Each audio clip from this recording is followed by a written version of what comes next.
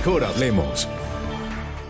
¿Qué tal? Muy buenas noches, bienvenidos, les saluda de nuevo Claudia Palacios. Estamos ya en Mejor Hablemos, hoy para conversar con el senador de la República, Iván Cepeda, acerca de la evolución que está tomando este caso de la fabricación o presunta fabricación de testigos que vinculan al expresidente Álvaro Uribe y cada vez a más personas. Pero, senador Iván Cepeda, primero lo saludo y debo comenzar con un tema distinto. Buenas noches. Sí, buenas noches, Claudia. Gracias por esta entrevista, así sea a la distancia. Le digo que debo comenzar con un tema distinto porque nos hemos enterado hace un momento acerca del cese al fuego bilateral con el ELN que se espera o se esperaba fuera firmado mañana en La Habana después de esta visita que usted y otras personas hicieron el fin de semana a La Habana. Parece que ya no va a pasar. Cuéntenos cuál es la realidad. Bueno, hemos estado trabajando durante meses en este sueño que es volver a repetir un alto al fuego como el que hubo en el mes de septiembre, octubre, noviembre, diciembre del año anterior. Ese alto al fuego dejó un saldo favorable, a pesar de que tuvo errores y vacíos que se intentaban corregir en esta oportunidad. Y no hay que renunciar a esa aspiración, pero todo indica que hasta estas horas de la noche no hay un acuerdo aún en la mesa de conversaciones. ¿Y qué es lo que impide ese acuerdo? Nosotros hemos dicho en el noticiero Tu Mundo hoy que por un lado el ELN estaba, había alguna discusión acerca de la financiación a los frentes del ELN que viven del secuestro y que esa financiación viniera de dineros de la cooperación internacional, por una parte. Otra parte de la discusión era cómo se iba a hacer el monitoreo de ese cese al fuego bilateral y quiénes iban a participar. Cuéntenos qué es lo que impide a esta hora de la noche que eso se pueda lograr mañana como estaba previsto. Bueno, es que no es un asunto sencillo. Hay muchos temas que tienen que ver con la verificación, con el tratamiento territorial de la movilidad del ELN, de las fuerzas militares, que todavía requieren esfuerzos para lograr un mayor consenso. Sin embargo, debo decir que se adelantó hasta un 80% la redacción de un texto de acuerdo. Y al parecer este otro 20% en el que hay distintos elementos que tienen que ver, por ejemplo, con cuáles son las hostilidades que pueden ser eliminadas en este proceso de alto al fuego y qué reciprocidad tiene eso con también hostilidades que puede dejar de incluir en sus actividades normales la fuerza pública. Bueno, todo ese tipo de equilibrios son los que tienen en este momento dificultado la firma de un acuerdo el día de mañana. Pero específicamente, ¿cuáles son esas hostilidades? De parte del ELN, imaginamos, es el secuestro, y de parte de la fuerza pública, ¿sería cuál? No, ahí hay distintos tipos de temas, pero como no soy el vocero del gobierno ni del ELN en estos temas, y por supuesto hay que permitir que las delegaciones sean las que den cuenta de ese tipo de contradicciones y dificultades, yo preferiría no entrar en el detalle, por respeto al doctor Bell y por respeto también a la delegación del ELN. Sí, entiendo su prudencia, pero solo una cosa más. Si no es mañana, como estaba previsto, eso no quiere decir que de aquí al 6 de agosto, que es el último día entero de gobierno del presidente Santos, no se pueda lograr. O si no es mañana, ya queda esto en manos del gobierno Duque. Bueno, al parecer ese es el escenario. Y aquí el llamado sería al nuevo presidente de la República, al nuevo gobierno, a que tome en consideración los avances que ha habido, que no son menospreciables. Yo creo que un gobierno responsable, un gobierno que se proponga lograr, como ha dicho el presidente Duque, la unión de los colombianos, la reconciliación, debería tomar esos avances como una buena noticia e intentar desarrollarlos. Pasemos, senador Iván Cepeda, al tema que lo ha tenido a usted en los titulares en los últimos días. Y empecemos por algo relacionado con la convocatoria a una rueda de prensa que usted hizo esta mañana. Cuando usted dice que va a demandar al periodista Gustavo Rogeles y al exministro Fernando Londoño porque el informe de contrainteligencia del que han hablado no existe, uno se queda pensando, bueno, es como la voz de los unos contra los otros. ¿Usted por qué está tan seguro de que ese informe de contrainteligencia no existe cuando todos sabemos que pues cuando existen esos informes no son de conocimiento de los investigados? Sencillamente porque he hablado con el ministro de Defensa y él me ha dicho que ha hecho público esa información. No existe tal informe y ese es un hecho. Ahora, yo no me refiero a posiciones subjetivas, ni quiero discutir con uno o con otro, no, son hechos. No hay un informe en ese sentido. Entonces la pregunta es, si no existe ese informe, ¿por qué se lo inventan? ¿Quién se lo inventa? ¿Con qué fines? Además, con información que es absolutamente grave. El presidente de la República reunido con el vicepresidente, con el magistrado que lleva este caso en la Corte Suprema, recibiendo ni más ni menos que $5 millones de las FARC a través mío. Bueno, si esa no es una acusación temeraria, irresponsable y grave, pues entonces, ¿qué lo es? ¿Y cómo es posible que se haga de un tema tan, digamos, trascendental un montaje de esta naturaleza sin que haya un informe que lo respalde? ¿Cuándo va a interponer usted esa denuncia que anunció? Lo más pronto posible. Estamos estudiando cuáles son los alcances jurídicos, pero aquí yo quisiera hacer una acotación. Quien debe dar las explicaciones hoy no soy yo propiamente. El que está citado a la Corte Suprema de Justicia a una indagatoria es el expresidente Álvaro Uribe y también el representante Álvaro Hernán Prada. Así que es un poco curioso que quien tenga que estar explicando las invenciones del señor Rugeles y el señor Londoño sea yo, y no que el expresidente Uribe esté respondiendo por las pruebas que sí tiene la Corte Suprema de Justicia, como lo ha dicho en su comunicado en días recientes contra el expresidente Álvaro Uribe y su compañero de bancada, el señor Prada. Sí, valga decir respecto a eso que usted dice, que al expresidente Uribe le hemos solicitado una entrevista en varias ocasiones y él no ha estado disponible para dar esa entrevista, solamente ha dado la declaración que hizo en el día de ayer. Pero a usted lo llamamos... Él se limita a hacer los montajes, sí, pero, y después otros tienen que explicarlos. A usted lo llamamos porque, bueno, es parte también de toda esta historia. ¿Qué otras, o cómo explicaría usted esto que usted ha llamado también, pues como una fabricación de pruebas en su contra para desvirtuar todo este proceso por el que usted, que era el investigado, terminaron archivando la investigación y siendo el investigado quien lo demandó? ¿Quiénes más están ahí en ese supuesto montaje? Bueno, yo me limito a los hechos, y los hechos son: en el 2012 fue el expresidente Álvaro Uribe quien entabló en mi contra una denuncia penal. No fui yo el que recurrió a la Corte Suprema de Justicia, fue él quien consideraba que en ese momento que la Corte Suprema era una instancia que podía satisfacer la justicia y la verdad. Pero esa posición ha cambiado, y ha cambiado porque las cosas no salieron como las estaba planificando el expresidente Uribe. La Corte hizo una investigación rigurosa y aparecieron intermediarios del senador Uribe y del expresidente teniendo contacto con toda clase de paramilitares y familiares de paramilitares, urdiendo precisamente un montaje en mi contra. Y eso provocó en febrero de este año un auto inhibitorio de la Corte que ordena una investigación contra el expresidente Uribe.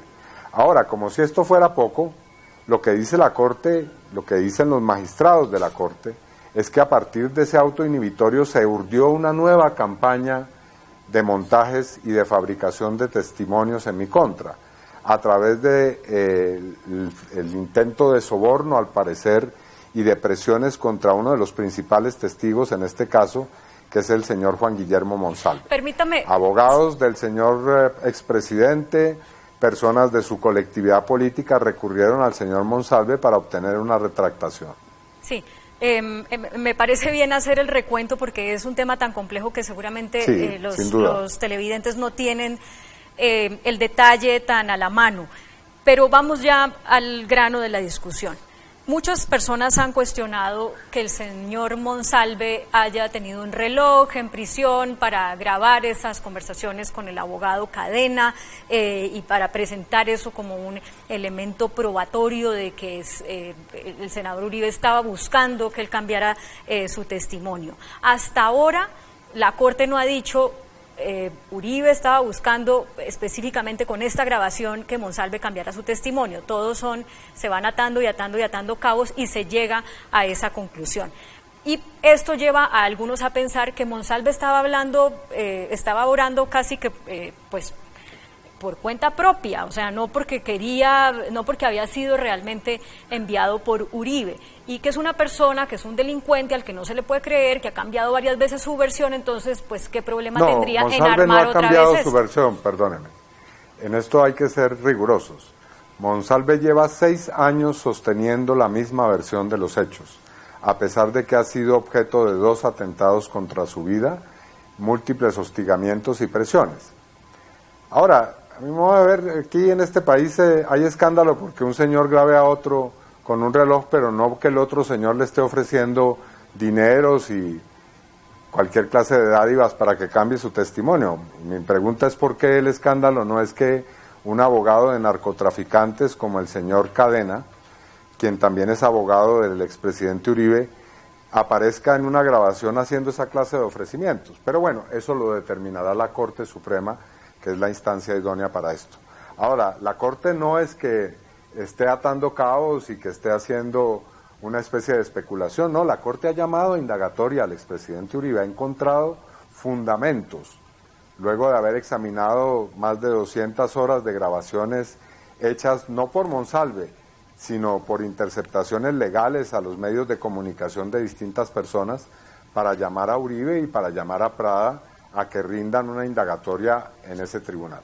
Sí, pero yo le insisto en lo de Monsalve porque creo que el escándalo ha sido todo, y a nivel de medios de comunicación se cuestionan las grabaciones, el contenido de las mismas, la relación con el señor Prada, etcétera. Todo eso se ha cuestionado y mucho, pero no deja de ser pues llamativo que este señor haya decidido grabar esas conversaciones y que le hayan entregado un reloj en la cárcel, su esposa. ¿Usted tenía conocimiento de que él usaba ese reloj para ese propósito? No, pero el escándalo no es que un señor use un reloj para grabar, el escándalo es que un expresidente aparezca en montajes judiciales y aparezca en cientos de horas de grabación de interceptaciones en ese tipo de procedimientos que son abiertamente ilegales y criminales. Sin duda que eso es un escándalo y ha sido... Yo creo que eso debería suscitar alguna clase de reacción en el país. Y la ha suscitado mucho. Es la primera vez que un expresidente es llamado a indagatoria por semejantes hechos. Sí, y la ha suscitado. Creo que es ahí donde hay que poner el foco de la atención. La ha suscitado mucho y hemos puesto el foco de la atención ahí también, senador, pero yo creo que es válido insistir en la pregunta. ¿Usted sabía que el señor Monsalve estaba usando ese reloj para grabarlo? Ya la respondí, no tenía ningún conocimiento sobre ese particular. Mi relación con el señor Monsalve ha sido estrictamente velar por su seguridad durante estos años, y es un hecho sobre el cual no me arrepiento, porque de no haber tomado acciones es muy probable que Monsalve estuviera muerto hace rato. En este momento tenemos conocimiento de que su esposa ha salido del país por amenazas. La esposa de Monsalve. Sí, perdón, gracias por la claridad. La esposa del señor Monsalve, la esposa del señor Monsalve ha salido del país por amenazas. ¿Qué sabe usted sobre esas amenazas? ¿De qué manera se han dado? ¿De quiénes provendrían? Bueno, la señora Deyanira Gómez, que es la esposa del señor Juan Guillermo Monsalve, ha hecho llegar a la Unidad Nacional de Protección, de la cual ella tiene un esquema de protección, distintos informes. En algunos de ellos, en distintas fechas, aparecen seguimientos de personas, de vehículos, motocicletas, al esquema de protección de ella, y el 17 de abril la señora Deyanira Gómez denunció que el vehículo en el que se transportaba había sido atacado por un motociclista, que había habido una especie de hostigamiento en su contra. Sí. Luego, en el mes de mayo, ella fue retirada, le fue cancelado su contrato en la empresa de salud en la que estaba trabajando. La señora Deyanira Gómez es médica. y esa expulsión de su lugar de trabajo no tuvo ninguna justificación. Es más, ella ha denunciado que se produjo luego de las llamadas que hicieron, al parecer influyentes políticos, a sus jefes en la empresa Comeva, que era donde ella estaba trabajando. Sí. Bueno, eso habrá que ratificarlo y verificarlo. Pero el hecho es que ella ha salido del país por ese tipo de situaciones que han puesto en riesgo su seguridad. Permítame plantearle ahora otro de los temas que ha abierto este caso, y es, digamos, las garantías de la Corte, que la Corte Suprema le puede dar o no al expresidente Álvaro Uribe. Él mismo ha dicho, el hecho de que yo renuncie a mi curul en el Senado no hace que este caso no sea manejado por la Corte. Y cuando usted reaccionó el día que la Corte hizo ese llamado a indagatoria, me corrige si estoy mal, pero creo recordar que usted dijo, lo está haciendo para huir de la Corte Suprema. Cuando no es así, ¿por qué decirlo? O sea, si el caso puede seguir en manos de la Corte Suprema, ¿por qué sacar esa interpretación? Es muy llamativa la actitud del expresidente Uribe. Por una parte dice respetar las instituciones, someterse a la Corte Suprema, no buscar rehuir su competencia, y por otra emprende una campaña junto a sus colaboradores políticos y sus abogados que es absolutamente abyecta y de unos alcances inusitados para buscar desprestigiar la Corte. Ese informe del que comenzamos a hablar en esta entrevista, de un supuesto unidad de contrainteligencia que habría documentado ni más ni menos que la reunión del presidente de la República para sobornar a los miembros de la Corte Suprema de Justicia, ese informe ha sido ampliamente publicitado por el propio expresidente Uribe. Entonces uno se pregunta, ¿para qué se dice que se respeta a la Corte? ¿Para qué se dice que se somete a la jurisdicción de la Corte si en últimas se está haciendo una campaña para desprestigiar a sus magistrados? Y ese no es un comportamiento nuevo con la Corte Suprema de Justicia. Hay que recordar que cuando fue presidente, Uribe no escatimó ninguna clase de esfuerzos por acabar con el prestigio de los magistrados de la Corte Suprema de Justicia por el solo hecho de investigar a una serie de sus aliados políticos y a su familiar Mario Uribe, quien terminó condenado por parapolítica. Todos recordamos todos esos episodios bochornosos en los cuales fue objeto de interceptaciones, infiltraciones con aparatos de grabación la Corte Suprema de Justicia. En todo caso, es probable que este caso siga en manos de la Corte Suprema de Justicia, porque los magistrados tienen en su poder votar la recusación que interpuso el expresidente contra ellos, y así como pueden decir que sí, pueden decir que no. Entonces, ¿usted en dónde cree que el expresidente Uribe tiene más garantías? ¿En la Corte o en la Fiscalía? ¿O en la justicia fuera del fuero que le da la Corte? Que uno tiene que someterse a la justicia, sencillamente. Como lo he hecho yo durante los últimos 6 años, sin decir que no se me están dando garantías, que el juez que me está investigando está cometiendo un acto de persecución política. Yo he estado 6 años sometido al mismo procedimiento judicial al que ahora debe ser sometido el señor expresidente. Entonces, ¿cuál es el alegato de las garantías? Es sencillamente que cuando las decisiones judiciales favorecen a alguien, pues sí las hay, y cuando no, entonces no hay garantías, hay persecución política, los magistrados son sesgados cuando hay una abultada y copiosa cantidad de pruebas de distinta índole en su contra. Se lo pregunto de otra forma. Usted, que es que se va a constituir como víctima, entiendo, en este caso, según lo que dijimos hace unos días, ¿se siente más cómodo con que el expresidente siga siendo investigado por la Corte, o se siente igual de cómodo con que sea investigado por la Corte o por la Fiscalía? La Fiscalía. Resulta que en la investigación que hizo la Corte Suprema de Justicia aparecieron varios hechos que demuestran que la Fiscalía ha sido vulnerable a infiltraciones en medio de esta investigación. Y le cito 2 hechos que están en el expediente y que son ya de público conocimiento. En el auto inhibitorio de febrero de este año la Corte y los magistrados de la Corte ponen en evidencia que la Sala Esperanza, que es una sala de interceptación de comunicaciones que tiene sede en la Fiscalía General de la Nación, aparentemente habría sido infiltrada, porque no se presentaron grabaciones que fueron ordenadas por la Corte y porque al parecer material probatorio desapareció de esta sala. Bueno, eso plantea un interrogante al menos. En segundo lugar, en esta investigación aparece una fiscal que la Corte dice que puede haber sido instrumentada o que puede estar manipulando a favor de desprestigiar el caso del proceso que tiene que ver con el grupo Los 12 Apóstoles, en el que está implicado el hermano del señor expresidente, el señor Santiago Uribe. Bueno, uno se pregunta, ¿cómo es posible que una fiscal que tiene en su competencia distintos casos que son de absoluta relevancia, termina siendo parte de un complot para desprestigiar la propia investigación que se está haciendo en la Fiscalía? Bueno, esos dos hechos dan que pensar sin lugar a dudas. O sea, se siente más cómodo con que siga en la Corte Suprema. Senador Cepeda, Yo creo que si el expresidente es consecuente, debería de dejar de hacer maromas políticas y sencillamente someterse a la justicia. Tengo que hacer una pausa para comerciales, pero voy a dejarle planteada la pregunta para empezar el próximo bloque. Hoy, en la audiencia de juicio contra Santiago Uribe Vélez, el ex paramilitar alias Mono Leche dijo que a él en la cárcel lo visitó otro ex paramilitar que habló en nombre suyo, diciendo que usted estaba dispuesto a ofrecer una plata para que allá hicieran unas versiones que perjudicaran a Santiago Uribe Vélez. La pregunta que y usted inmediatamente salió a decir pues que eso es falso, que usted nunca se ha reunido con él, etcétera.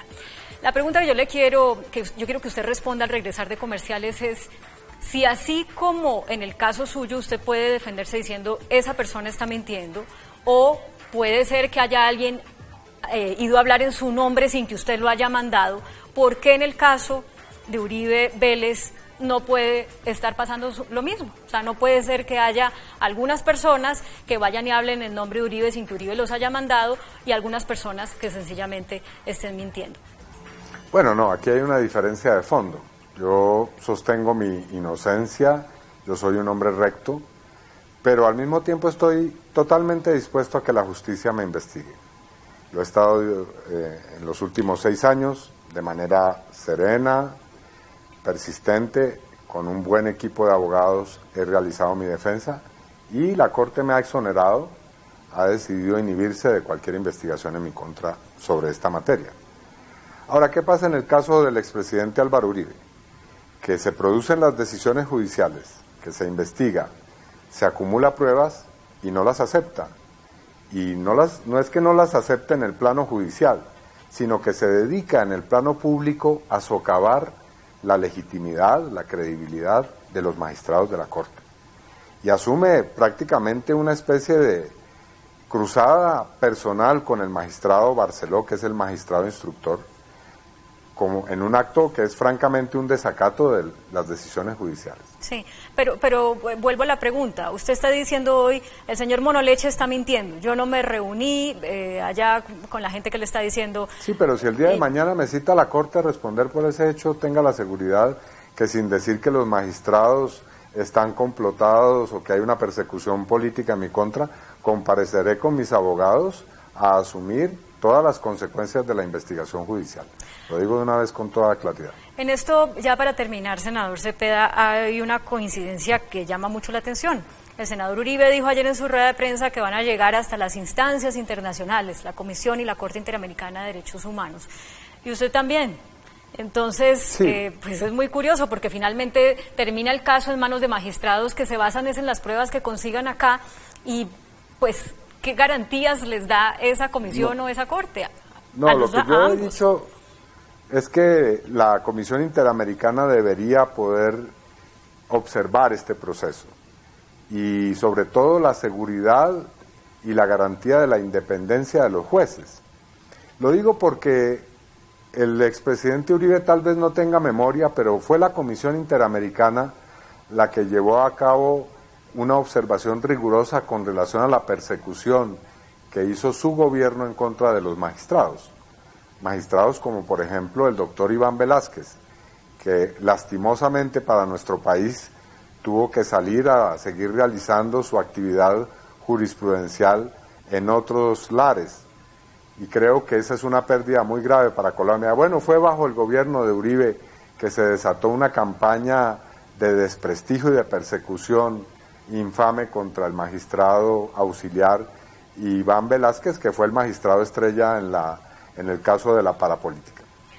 Bueno, pues se nos acaba el tiempo, hay muchos más detalles sobre los que quisiera preguntarle, pero ya hemos llegado al final del programa. Le agradezco mucho aceptar esta entrevista. A usted, Claudia, como siempre, muy amable. Bueno, ustedes también muchas gracias por acompañarnos. Los dejamos como siempre con el adelanto de las caricaturas que serán publicadas mañana en El Tiempo Impreso y en eltiempo.com. Feliz noche.